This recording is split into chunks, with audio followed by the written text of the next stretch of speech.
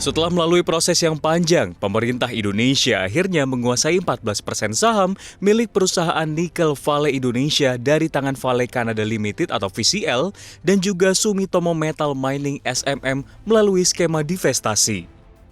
Dengan demikian, pemerintah Indonesia melalui MindID akan menguasai 34% saham Vale Indonesia atau dengan kata lain menjadi pemegang saham mayoritas. Jadi semua investor harus tahu kalau dia sudah melalui proses ini, tidak ada lagi ekstra cost yang diminta di sana-sini. Ini saya kira sangat penting untuk membawa kredibilitas pemerintah kita, terutama dalam keadaan ekonomi global yang tidak baik saja. Dan terakhir, saya minta perizinan juga yang belum selesai, seperti saya singgung di atas tadi, tuntaskan minggu ini. Saya ulangi, tuntaskan minggu ini. Saya kira Menteri SDM dengan Pak Sekjen ada di sini, Pak Menteri Bahlil ada di sini, kita semua ada di sini. Tidak ada dusta di antara kita.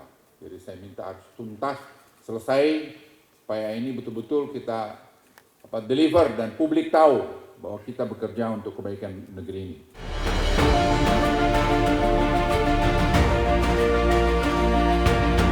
Jika menengok ke belakang, proses divestasi Vale sendiri cukup panjang dan juga berliku.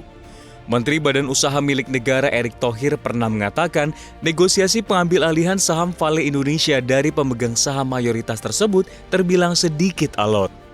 Tak hanya Erick, Menteri Energi dan Sumber Daya Mineral Arifin Tasrif pun mengakui diskusi mengenai pelepasan saham Vale Indonesia ke MindID memang berjalan alot. Namun, Arifin memastikan apabila Vale Indonesia sudah melakukan pelepasan saham seperti yang diisyaratkan pemerintah, maka pemerintah akan memberikan perpanjangan izin usaha pertambangan yang sedianya akan berakhir pada 2025 mendatang. Tak hanya itu, para menteri pun harus turun gunung mengawal divestasi Vale Indonesia agar bisa selesai sesuai dengan rencana.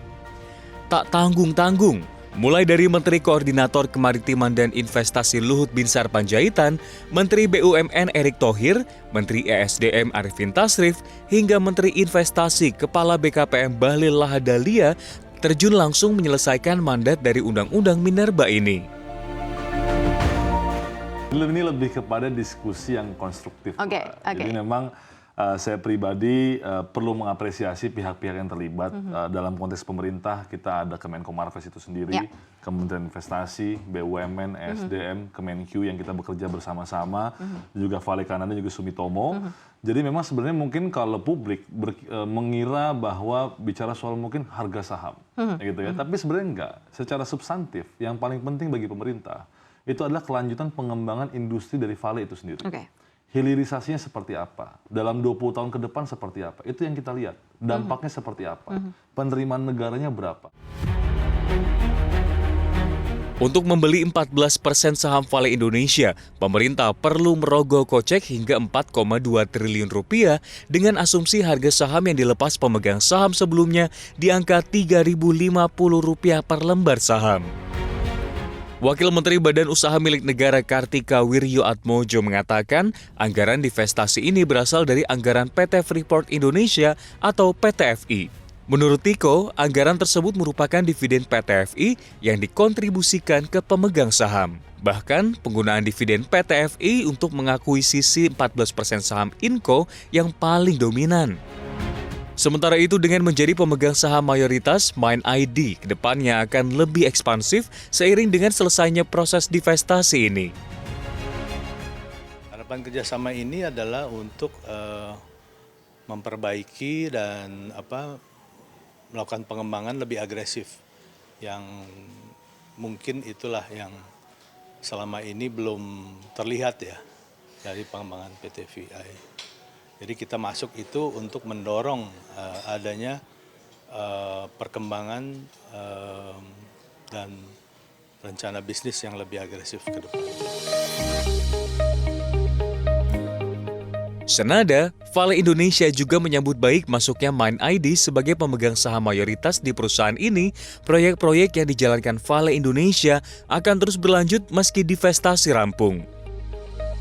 Yeah, so remember the Vale projects today, we've got the Biodopi project, that's an RKF, that in itself would unlock the downstream because we will produce, close to a final product.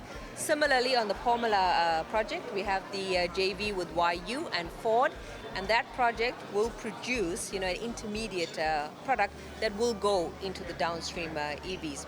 So what we are doing now is working with the partners, and then the partners in turn will work with the OEMs to enable the downstream. But it's very important that once you start to mine and beneficiate the nickel projects, the rest of it then becomes the responsibility of the OEMs to support us. Pakar Hukum Pertambangan dari Universitas Tarumanegara Ahmad Reddy menyebut ada sederet keuntungan yang didapat Indonesia dengan menguasai saham mayoritas dari Vale Indonesia, termasuk dengan menempatkan putra-putri terbaik bangsa di posisi strategis seperti direksi dan juga komisaris. Ya, secara prinsip paling tidak ada 4 ya Mbak alasan mengapa negara perlu melakukan divestasi, membeli saham divestasi perusahaan tambang asing ya. Yang pertama adalah adanya peralihan pengendalian. Jadi salah satu manfaat dari divestasi itu adalah pengalihan kontrol pengendalian dari asing ke dalam negeri. Dan ini terbukti bahwa dengan kepemilikan saham 34%, maka negara, dalam hal ini ada perusahaan negara bernama MinID, itu menjadi perusahaan pengendali. Karena dia memiliki saham 34%, saham mayoritas. Itu dalam konteks yang pertama, jadi peralihan pengendalian. Yang kedua adalah peralihan kemanfaatan, keuntungan. Karena dengan saham 34%, kita paling tidak secara ekonomi mendapatkan dividen. Kemudian hak ekonomi sebagai pemegang saham mayoritas. Ini akan terjadi peralihan manfaat ekonomi. Yang ketiga adalah kita memiliki akses untuk kemudian melakukan restrukturisasi terhadap direksi dan komisaris. Di antara sederet keuntungan yang didapat dari bangsa ini setelah divestasi Vale Indonesia rampung, masih banyak pekerjaan rumah yang harus diselesaikan pemerintah dan juga MinID sebagai pemegang saham mayoritas. Ya, masih banyak Mbak Safrina. Ya, tujuan kami kan adalah bagaimana Indonesia memiliki satu produk hasil dari hilirisasi ini ya. Kita punya produk ya, berarti ya. Produk ya. Okay. Nah, kita sih berharap mudah-mudahan Vale dengan bergabungnya MinID bisa menghasilkan satu produk yang merek Indonesia. Dan bisa mengundang beberapa investor yang membuat satu produk seperti baterai katoda, mungkin nggak sampai EV, tapi minimal sudah ada baterai katoda. Karena kalau untuk menjadikan baterai sel kan kita masih butuh lithium dan grafit dari negara lain ya. Dan yang paling penting adalah pembenahan. Ya, kita sudah benar ya untuk aturan, kita sudah berhasil over dan over sukses kalau kita bilang sampai. Kalau bagi saya pribadi, APNI menyatakan bahwa keberhasilan kita menjadi simalakama karena dengan overnya kapasitas produksi kita yang menurunkan harga nikel dunia. Yang paling urgent tentu saja penyelesaian berbagai proyek strategis ya, yang tadi disampaikan oleh Presiden Komisaris Vale ya. Ada beberapa proyek strategis, antara lain di ferronikel di Bahodopi ya, menggunakan tenaga RKF, dan juga di Pomala ya, menggunakan teknologi HPAL yang jumlahnya tuh mungkin melebihi $8 miliar yang, dan juga ada kerjasama Vale dengan Ford dan juga Zhejiang Cobalt ya di Sulawesi Tenggara. Ini yang project in the pipeline, tentu saja ini perlu diakselerasi tentu saja, sehingga penyesuaian atau restructuring dari direksi dan komisaris Vale tentu saja harusnya sejalan ya untuk mendukung proyek-proyek strategis Vale yang sedang menjadi prioritas. Kemudian yang menarik juga yang menjadi PR tentu saja adalah ESG. Ini tadi saya sampaikan bahwa isu global adalah dikotomi antara green nickel versus dirty nickel. Dan Vale yang saya sampaikan tadi ini adalah salah satu contoh ya, perusahaan yang contoh baik ya dari perusahaan di Indonesia yang melaksanakan good mining practice.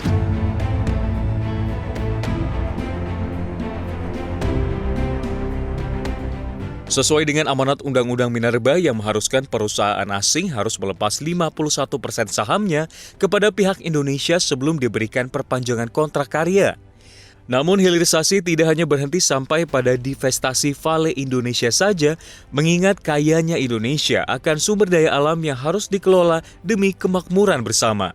Tim Liputan CNBC Indonesia.